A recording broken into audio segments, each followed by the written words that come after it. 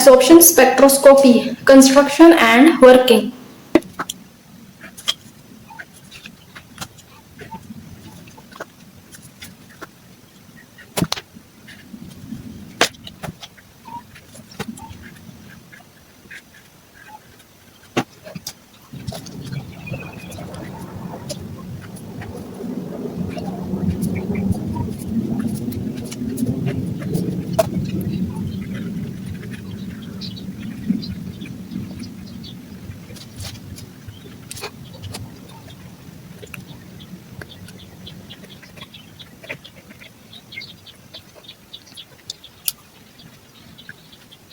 तो ये है construction of the atomic absorption spectrometer. इसके बुनियादी तौर पर 4 मेन कंपोनेंट्स होते हैं। पहला कंपोनेंट है होलो कैथोड लैंप, दूसरा कंपोनेंट है न्यूबिलाइजर प्लस फ्लेम, तीसरा कंपोनेंट है मोनोक्रोमेटर, चौथा कंपोनेंट है डिटेक्टर। हम बारी बारी इन कंपोनेंट्स की वर्किंग देख लेते हैं। अब ये पहला कंपोनेंट है होलो कैथोड लैंप। इसके अंदर 2 इलेक्ट्रोड्स होंगे, ये एक कैथोड होगा और एक एनोड होगा। ये वाला जो है इलेक्ट्रोड, इसको एनोड कहा जाएगा और एनोड के ऊपर पॉजिटिव चार्ज होता है, और ये वाला जो है ये कैथोड है और इसके ऊपर होगा नेगेटिव चार्ज।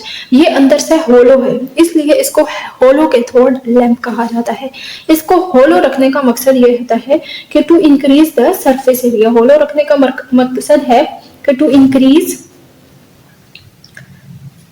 Surface area. इसके अंदर एक गैस फिल की जाती है, हीलियम, नियोन या आर्गोन वगैरह। मान लेते हैं हमने इसके अंदर आर्गोन गैस डाली है। अब इस गैस को कहा जाता है बफर गैस। Buffer gas. अब जब इन इलेक्ट्रोड्स के ऊपर इलेक्ट्रिक करंट को अप्लाई किया जाएगा तो उसके नतीजे में क्या होगा कि ये बफर गैस आयोनाइज हो जाएगी। जब करंट अप्लाई किया जाता है तो इलेक्ट्रॉन्स इमिट होते हैं। इलेक्ट्रॉन्स जब इस बफर गैस के साथ टकराएंगे तो इसको आयोनाइज कर देंगे। ये आयोनाइज होकर Ar+ बना देगी। अब यहाँ पर इस गैस की आयोनाइजेशन के नतीजे में यहाँ पर प्लाज्मा बन जाएगा, और प्लाज्मा हाई एनर्जी स्टेट होती है मैटर की। अब ये प्लाज्मा क्या करता है, इस होलो कैथोड लैंप के कैथोड से स्पटरिंग करवाता है। तो स्पटरिंग का मतलब होता है कि किसी भी मेटल की सरफेस से पार्टिकल्स को नॉक आउट करना, यानी उखाड़ना। इस होलो कैथोड लैंप के अंदर क्या हो रहा है, स्पटरिंग।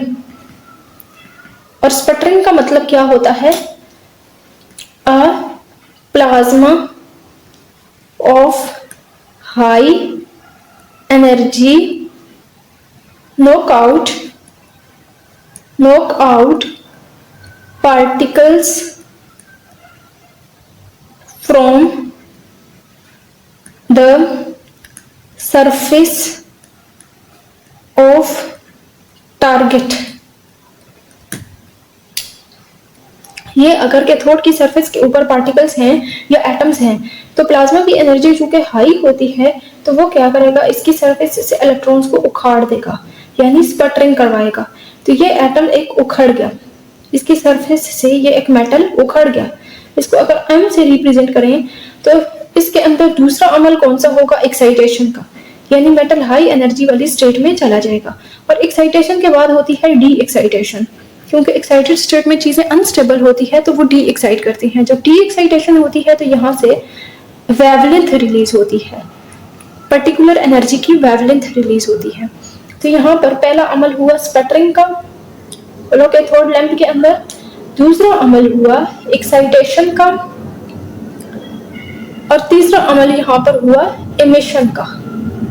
जब कोई भी एटम एक्साइटेड स्टेट से डी एक्साइटेड स्टेट में चला जाएगा तो वो पर्टिकुलर वेवलेंथ का फोटोन इमिट करेगा, और इस वेवलेंथ को कहा जाएगा रेजोनेंस वेवलेंथ। Resonance wavelength.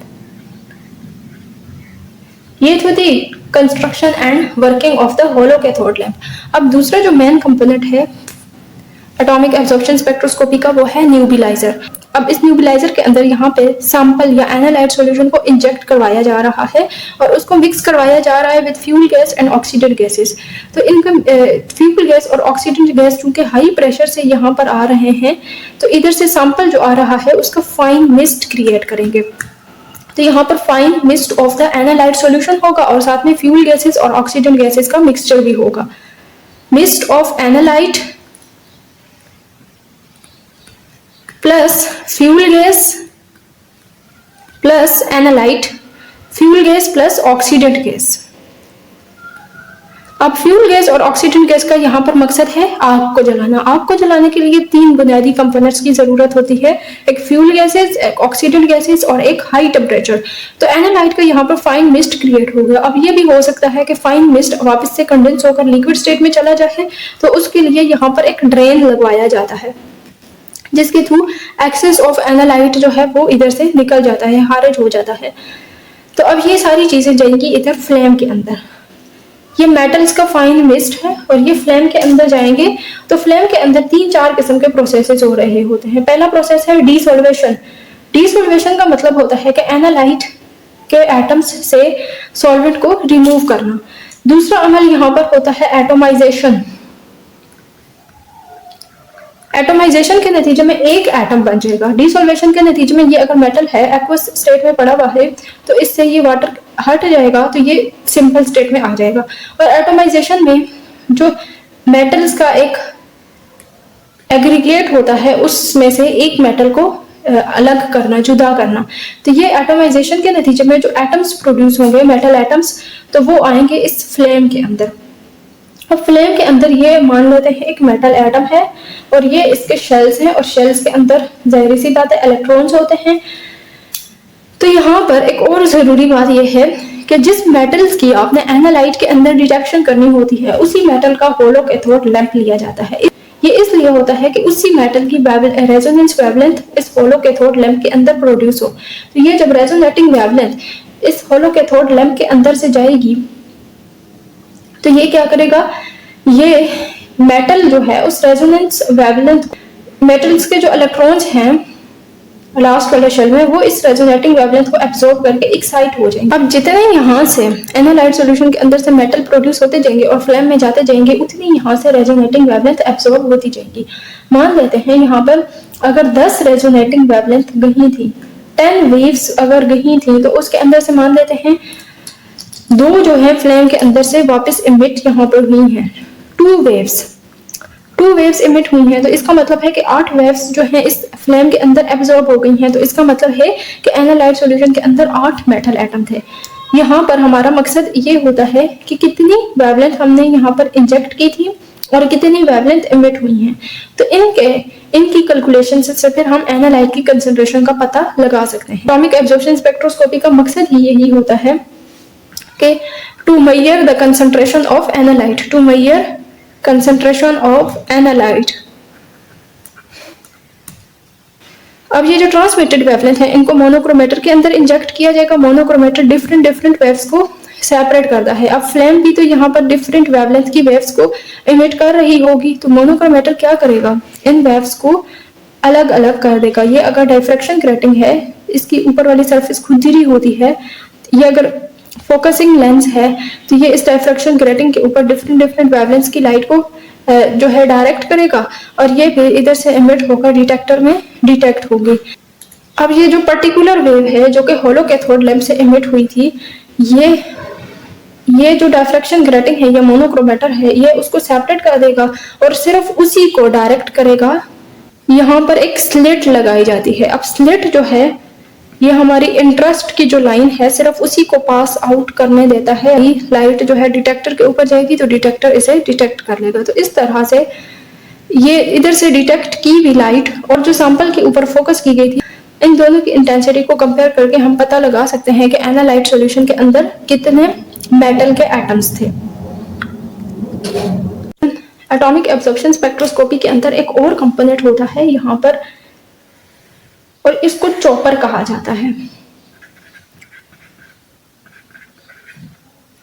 अब चॉपर क्या है? Chopper is a half sector rotating circular wheel.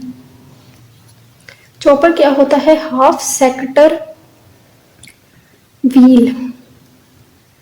अब ये यहाँ पर जब रोटेट करेगा तो इस लैंप की जो लाइट है इसके सामने कभी तो ये वाला रीजन आ जाएगा और कभी ये वाला रीजन आ जाएगा। तो अगर ये वाला रीजन आएगा तो इसकी वजह से ये लाइट ब्लॉक हो जाएगी, और अगर ये खाली वाला रीजन इसके सामने आएगा तो ये लैंप की लाइट इसके अंदर पास करेगी।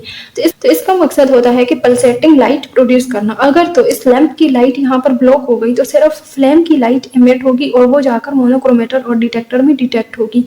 और अगर इसकी लाइट इमिट होती रही तो तब उस केस में फ्लेम और इस लैंप दोनों की लाइट्स इस मोनोक्रोमेटर और डिटेक्टर में जाएंगे। तो इस तरह से पल्सेटिंग करंट प्रोड्यूस होगा और ये सिर्फ पल्सेटिंग करंट को ही डिटेक्ट कर पाता है। इस तरह से हम क्या करेंगे कि ओवरऑल इन दोनों का जो लाइट का मिक्सचर होगा उसमें से हम सिर्फ फ्लेम की लाइट को माइनस कर देंगे तो हमें होलो कैथोड लैंप की लाइट के बारे में पता चल जाएगा। तो उसकी लाइट को फिर कंपेयर किया जाएगा इंसिडेंट लाइट से। इंसिडेंट लाइट जो कि होलो कैथोड लैंप ने टोटल यहाँ पर वेव्स फेंकी थी इस फ्लेम के अंदर, तो इन दोनों के कंपैरिजन से हमें एनालाइट की कंसंट्रेशन का पता चल जाएगा।